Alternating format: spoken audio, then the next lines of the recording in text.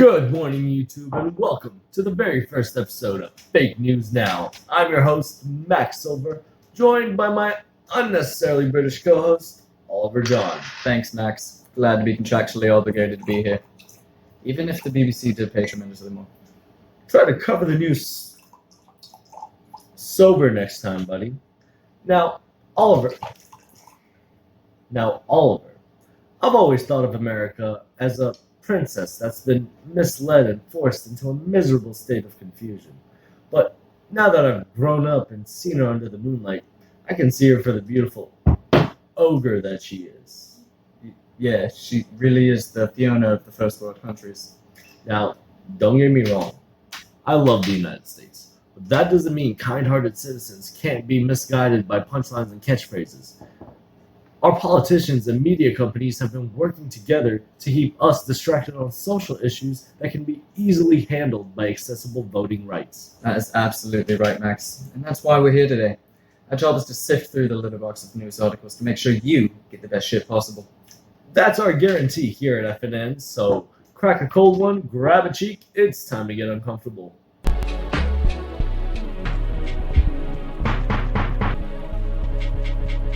Over the past 9 months, coronavirus has swept the globe into a frantic frenzy. At a loss for what to do next, America feels they have no choice but to go ahead and reopen businesses and schools, despite the rise in fatalities. Never forget. It's a waste of good liquor. They can't even drink this. On the upside, some Americans did get a check for $1,200 and some unemployment benefits. Who needs an income when you can get $1,200 and a thank you from some famous people? Well, citizens still unfortunate enough to be stuck on unemployment found that at the end of July they'd be receiving $600 less a week than they'd previously received. Yet for some reason, while the HEROES Act took closer to expiration, the American government felt their time would be better spent on a personal recess than solving this disastrous problem, which could potentially leave millions of American families homeless. Well, you can't blame Americans. We've always been prone to distractions. Throughout history, America has served as a sort of beacon of light for all to kind of look for. Earlier this week, the two parties met up to discuss any future aid. While both claim to be closer to an agreement, neither has disclosed any information of the future bill. This is a weird time for a lot of Americans. I honestly feel like I'm watching my parents argue over custody. I'd go over to my grandparents' house, but I hear Brexit didn't go so well. Well, to be honest, I'm not even sure how you'd make it over there in the first place. With the constant fear of a further transmission and a second spike, most international airports have been shut tighter than a Christian's anus in a gay bar. Hey, that hasn't stopped fun-loving Americans from having an amazing summer. Like most tight situations, Americans have always had a way of powering through. Yeah, and we all see how well that goes for them. Yes, sir, with sweet, sweet oil money.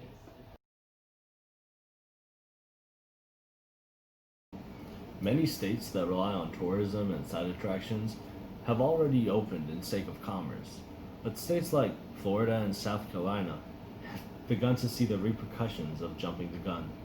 COVID-19 cases spiked in the days following the reopenings of both states. Citizens are more wary than ever as a feeling of uncertainty sweeps the nation. Many are wondering if we're reopening too early, while others still question the existence of the very virus.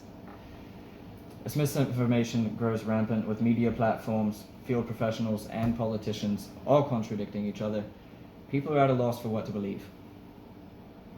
In a recent interview that was honestly a better meme than anything else, Trump was confronted with the fact that the United States has one of the highest death rates per population, with media sources reporting over 1,000 deaths a day.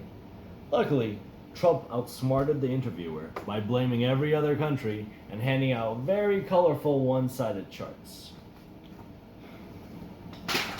Despite that shocking statistic, universities across the country decided to continue with in-person classes against the recommendation of their local health departments. For example, University of North Carolina, Chapel Hill began in-person classes on August 10th, and in less than a week, they were forced to move back to online classes as cases of COVID-19 unexpectedly skyrocketed on campus. But hey, isn't catching the disease within the first week of class the true goal of American unis? I bet Max did. Duh, mama ain't raised no coward. Well, back in my day, we caught real diseases like gonorrhea and chlamydia. None of this kung flu fuss. Spoken like a true patriot. Now, just because there's a global pandemic in our midst doesn't mean that our police can't keep doing what they do best: killing and murdering innocent civilians. Absolutely right. Our boys in blue have been doing a phenomenal job of oppressing the working class so our ruling white citizens can make it safely from their homes to their local Whole Foods. In 2020 alone, police have killed 731 citizens across America. Worse off, black citizens have become the target of 28% of those killings, despite making up only 13% of the population. Now, I know 28% doesn't seem like a whole lot, but this is where statistics get you. Because African Americans make up such a small percentage of the population, this means that a black person is more than 200% likely to get killed by a cop than any other person. Exactly. And as that percentage has unfortunately only gone up in the past couple of years, citizens across America have become sick of this breach of civil contract. Support for the Black Lives Matter protest surged across America, peaking on June 6th, when over 500,000 people came out to over 550 cities throughout the country. The bigger argument here is whether these protests were inherently violent or instigated by police. It's basically a he said, he shot situation, where these peaceful protesters saw injustice and retaliated, and we can't even blame law enforcement because they believe it's their job to control the general public with brutal force. Speaking of authority abusing their power, 23 states decided the best way to listen to the voices of the unheard would be to deploy the National Guard. Federal agents cornered citizens practicing their freedom of protest and unleashed a barrage of tear gas and rubber bullets. Posts on social media show horrific images of teens and young adults brutally wounded by the unjust use of military force. Now, we can't even say unjust use because protesters turned rioters have taken a precinct in Minneapolis, although many civil rights experts have seen this retaliation coming. With injustice rampant within the civil and judicial systems of American government, it's no wonder people want to speak out for change. Honestly, isn't fighting for what you believe in the most American thing an American can do? Hell, why isn't the whole nation on board? If my people had been oppressed for over 400 years, I'd burn down some shit too. But unfortunately, what we're seeing is the people coming out to the protest and starting these riots don't really have a particular tie to the protest itself. They're really just coming out here and getting out some of the pent-up anger that they've had against our overlords and just trying to really... Fuck this up! Jesus fucking Christ. Speaking of our overlords, I wonder how they're doing. How do you make $700 billion in profits and pay less taxes than everybody else that works for you? Easy. You become Jeff Bezos. Jeff here has made his fortune through Amazon. Most of us see Amazon as a handy friend that brings us things we like, but for thousands of Americans, Amazon is a soul-sucking corporate machine of hard human labor. If you remember Trump's campaign, he said he would fight large corporations and for the American people, but that very next year after getting into office, he actually lowered corporate taxes, which means Amazon for the past few years has been getting away with paying $0 in federal taxes. But how is Jeff doing? Ridiculously well, apparently. While most of us have been suffering through a pandemic, Jeff here has been doing what Jeff does best: making money. Recently, Jeff has made $85 billion off the hard work of his subordinates, and that makes his new net worth a humble $200 billion. It's been reported that a typical employee at Amazon endures enough labor to merit a $30 an hour pay rate. Right now, starting pay at a warehouse is half that.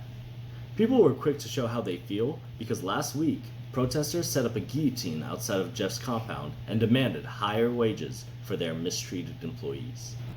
This little guy isn't swayed though because Jeff knows that things like living wages and equal benefits are really just poor people asking for money, and true Americans never negotiate with terrorists. Now on the show, we have a very special guest. Ladies and gentlemen, put your hands together for Jeffrey Epstein's prison guard.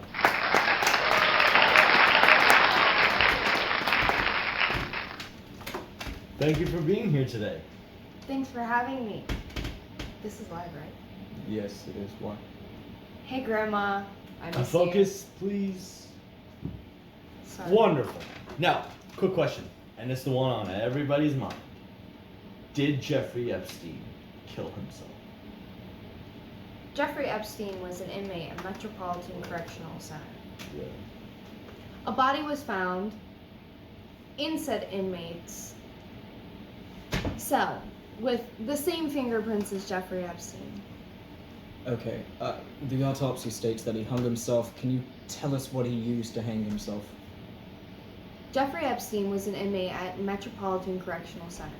A body was found in said inmate's cell with the same fingerprints as Jeffrey Epstein.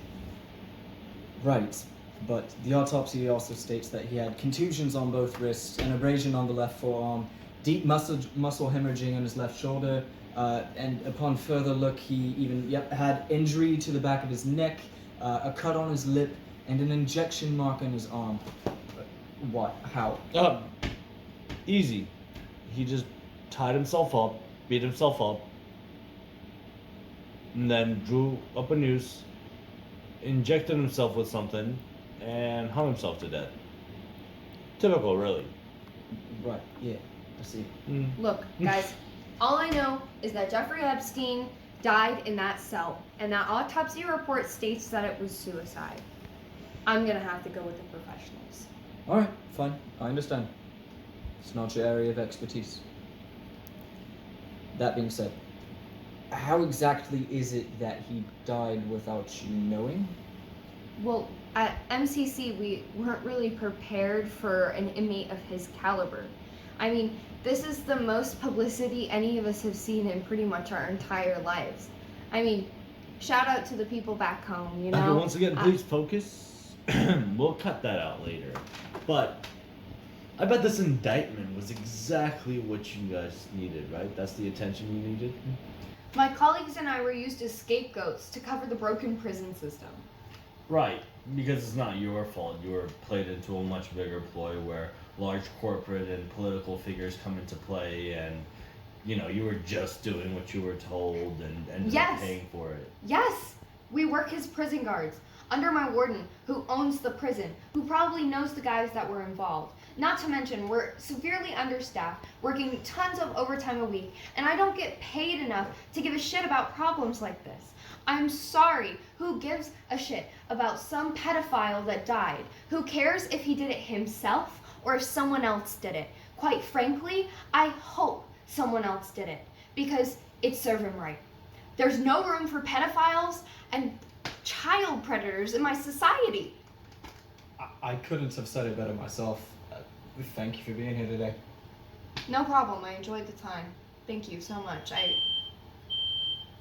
What? Fuck the crumpets! Apparently, farmers and miners have continued another year of burning away one of the Earth's most precious resources, the Amazon rainforest. This is against the ban that Brazil has placed on forest fires as to not burn away the home of millions of plant and animal species. Damn. I thought Michael Jackson stopped that with a song. Well, since obviously that didn't work, how do we get farmers to stop burning the Amazon for money? Well, countries such as Norway and Germany have decided to suspend all future funding from the Amazon Fund, withdrawing the money from which President Bolsonaro had been using to develop the Amazon rainforest. As far as these individual miners and farmers, there isn't much else for Brazil to do except for oust the money-hungry politician for one who's capable of making these common-sense decisions, such as not burning away 2.1 million miles of forest for profit. The Brazilian Environment Ministry has defended Brazil by saying that 84% of its rainforest is still preserved. But experts argue that at its current rate, the rainforest is likely to diminish. It's like a little kid bragging that he has most of his candy, but he keeps eating at it one piece at a time, till it's all gone and he's left sick. And like usual, the kid won't be the one left there cleaning up the mess. Honestly, you can't blame the Brazilians. They've watched other countries expand and deplete their resources, and they want to make the same mistakes. Monkey see, monkey do. Look, I understand the need for capitalistic growth, but being the country with the largest forest on the planet comes with its responsibilities. One of those responsibilities being, don't burn the fucking forest. Do not destroy the home of tens of millions of plant, insect, and animal species. But no, that doesn't affect you enough directly. Well, consider this. The trees in the Amazon trap the same amount of carbon dioxide in a year as the Earth makes in an entire decade. Meaning if you burn down the Amazon, Brazil will be solely responsible for releasing 10 years of carbon dioxide into our atmosphere, endangering us all. You are given the responsibility of protecting the thing giving our Earth 20% of the oxygen we have. Do not burn that shit away for a quick profit. It's disgusting. At moments like these, it can be hard to tell what to do or if you could do anything at all. But luckily, we as individuals hold power in our democratic society. You can choose to buy or protect an acre of land with the Rainforest Action Network. You know, all indigenous tribes strive to protect their forests, so any support for them is a support for the cause. And you, as an individual, hold the power to reduce your carbon footprint, use less paper, and eat less beef. Finally, vote. We, as people, have the power to stand up to these large corporations. But we have to act now. We can't sit idly by and watch this wave of deforestation come and go. We've been down this road with the Amazon before. Hell, it's been a topic of conversation since the 70s. Since 1972, Brazil has been cutting and burning what once was a 3.1 million square mile forest, all just to make a highway. This was a means to get Brazilians to move to the most remote locations of the forest and to spark agricultural commerce. Brazil went as far as to give away free land to the citizens, as well as paying them to clear the land for cattle ranches and farming. Citizens moved to the remote locations of the forest at breakneck speeds.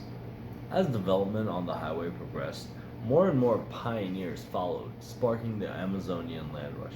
This means that deforestation rates skyrocketed, and unfortunately, this was only the first of many attacks on this precious resource. As time ticked on into the 80s and 90s, consumption of red meats in first world countries skyrocketed, which led to a higher demand of soybeans, the number one feed for cattle. Brazil saw this opportunity and ran with it, making soybeans the number one export for the country and raising the rates of deforestation drastically. In 2003, President Lula da Silva and his Minister of Environment took action to protect the Amazon, adding reserves where agriculture and construction were strictly banned. Over time, they added hundreds of new areas focusing on sustainable forest growth. In 2012, over 47% of the Amazon was under some form of protection. As for the remaining 53%, Da Silva added the Forest Code, stating that farmers could only clear out 20% of their land. These amazing accomplishments did not go unopposed, though, as the conservative agriculture-focused Ruralista Party slowly began gaining control of the Brazilian Congress. By 2012, the Ruralistas had control of 30% of Congress, enough power to force Lula da Silva into weakening the Forest Code, which allowed farmers to get away with clearing much more of their land. In 2016, the Ruralistas controlled 44% of the Brazilian Congress, and that's when we were finally introduced to the main villain of today's story, conservative President Jair Bolsonaro. On his second day as president, Bolsonaro shifted control of the Forest Code to the Ruralistas-run Agriculture Ministry, weakening it further. And that's why this is so important. The Amazon simply cannot survive another wave of deforestation. Current estimates say that we've already destroyed 17% of the rainforest. And a report in 2018 said that if we reach deforestation rates of 20 to 25%, then the Amazon would literally crumble in on itself. With less trees in the Amazon, the forest wouldn't be able to cycle out enough water in order for the ecosystem to survive. Clearing out the forest grossly overlooks the fact that without the forest, the earth would literally die. So please, donate to the Amazon Relief Fund. Thank you so much for tuning in to Fake News Now. I've been Oliver John. And I'm Max Silver. Stay safe out there.